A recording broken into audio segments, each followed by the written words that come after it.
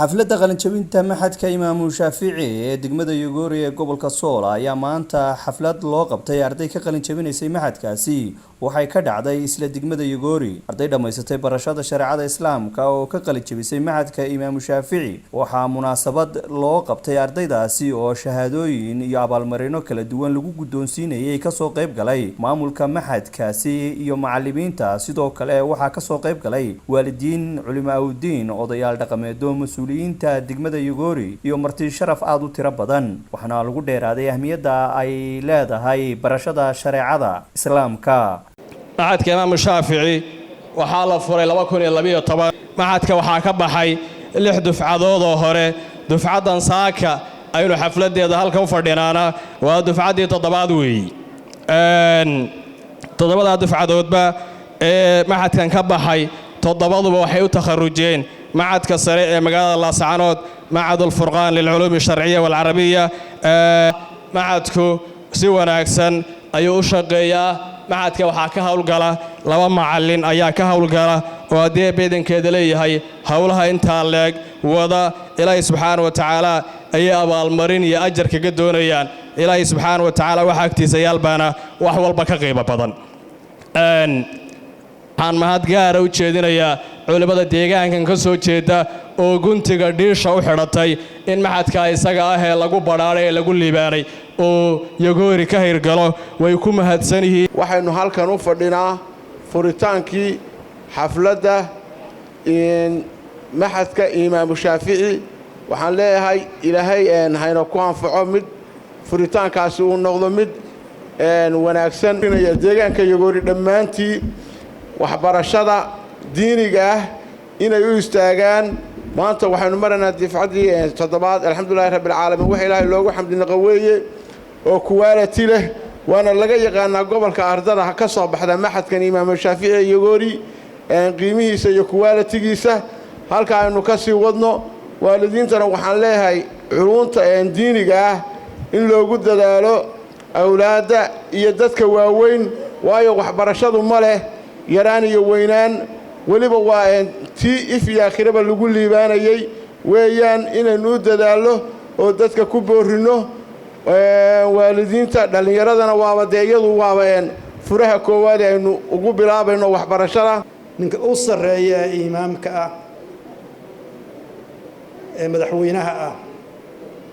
ku-xigeenkiisa wasiirka degmada ka jooga masjidka imaamka ah macadka maamulka ah iskuulka maamulaha ka ah goob kasta iyo qof kasta mas'uuliyadda uu hayo waa la weydiinayaa waa laga xisaabtamayaa rabbiga baa lagu soo hortaagayaa kullukum mas'uulun kullukum raa'in hadoo joogtaan qof hatta lama oranin lama siideyn fardi baa la inoo tilmaamay marka waxa la rabaa mas'uuliyadda qof kasta saaran inuu sabxo والمكان الذي ضمنها المدرسة الأعوام 4 فهي السنة والحياة بالأمس التقينا اليوم افترقنا ونسأل الله أن يجزي أساتذتنا الكريم على ما قاموا به من تربية والتعليم به طريقا إلى الجنة وقال رسول صلى الله عليه وسلم من يريد الله به خيرا يفقه في الدين عن أبي مسعود عقبة بن عمرو الأنصاري البدري رضي الله عنهما قال رسول الله صلى الله عليه وسلم إن مما أدرك الناس من كلام النبوة الأولى إذا لم تستحي فاصنع ما شئت عن أبي نتحدث عن اللغة العربية. ما هي اللغة أولا؟ اللغة أصوات يعبر بها كل قوم عن أغراضهم. العربية والإنجليزية أيهما أفضل؟ العربية أحسن من الإنجليزية بل وسائر اللغات. ولماذا فاقت على سورة اللغات؟ اختارها خالق الألسنة ومدحها في قرآن كريم. ماذا يقول إذا من اتسع عليه أمر؟ اللهم لا سهل إلا ما جعلته سهلا وأنت تجعل الحزن إذا شئت سهلا. ماذا يقول إذا رأيت الهلال؟ الله أكبر اللهم إلا علينا بالأمن والإيمان والسلامة والإسلام. وwax weyn weeye runtii waxa la oran karaa marka ardaydaas guul weyn bay gaadheen Allah subhanahu wa ta'ala wixii ay barteen ha u barakeeyo waxaan rajaynaynaa inay halkaa ka sii wadaan oo la intifaacsado haddii alla idmo mar aan fogeen macadka imaamu shaafici ilaa iyo markii la furay 2012 bay ahayd baan filayaa midho fiican oo la taaban karo loona aayuu inoo soo saaray waxaa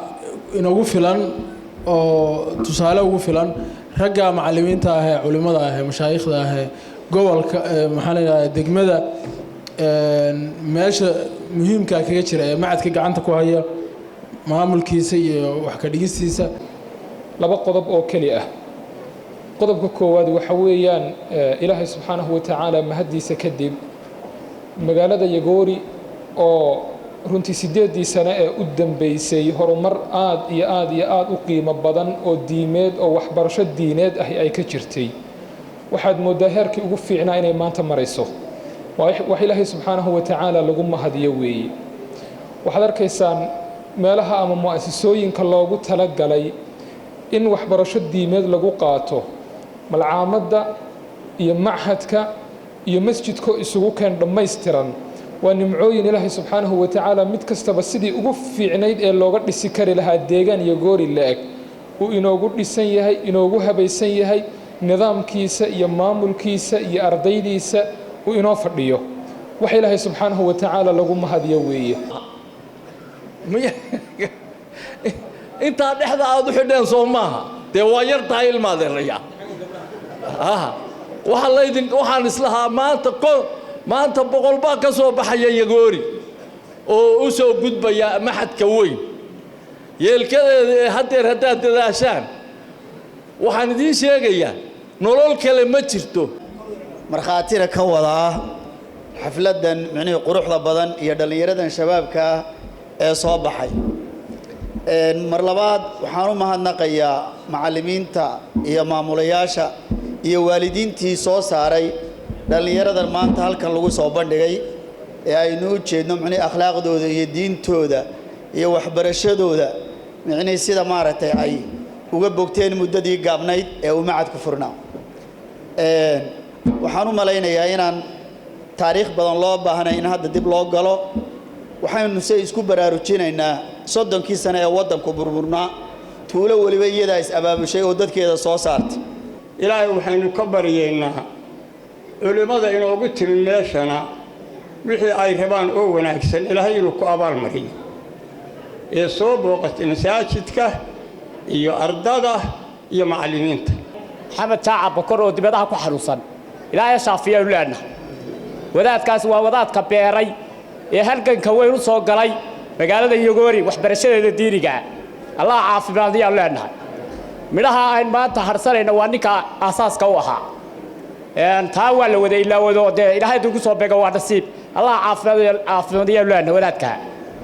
annagoo dhan nagu galadeysata halkan lagu galadeystay kulliga waa inoo siman tahay alxamdulillah iyadana dhaha dadka quruxda badan ee maanta ilaahay diintiisa maaragtay ku damaashaadaya iyadana waa nicmada ugu weyn alxamdulillah dhaha alxamdulillah waxa fiican hadda kadib inamadan halkan ka soo jeedinaya bandhiga in af Soomaali laga dhigo si dadkoo dhan uga faa'iideystaan oo su'aalaha af Soomaali isku weydiiyaan hadday jawaabaha Soomaali ka dhigi karaan hadday Carabi ka dhigaanna waa fiican laakiin Soomaaliga ka sii fiican anta aad haysataan iyo maalinta heerkii la joogay yani waa kaafiya kala dheeri ee nimcada laga faa'iideystaan horumarinta iyo taageeridda macadka Imaam Shaafici iyo hawsha ka socota ee cilmiyeed waa hawl waxbarasho oo lagu ababinayo oo lagu tarbiyadaynayo ubadkii iyo jiilashii ummadda u soo baxayay oo dadka hogaamin lahaa mustaqbalka marka in la taageero la isgarab taago oo qofku aanu kaga bakhaylin waqti iyo talo iyo dhaqaale ilaahayna subxaanahu wa tacaala ajar buu ka siinayaa waa hadafka bulshadeenna inaynu hagaajinno cibaado ahaan dhaqan ahaan xidhiidh ahaan bulsho isnacab oo col isla aho reer hebel iyo waxaa soo haysata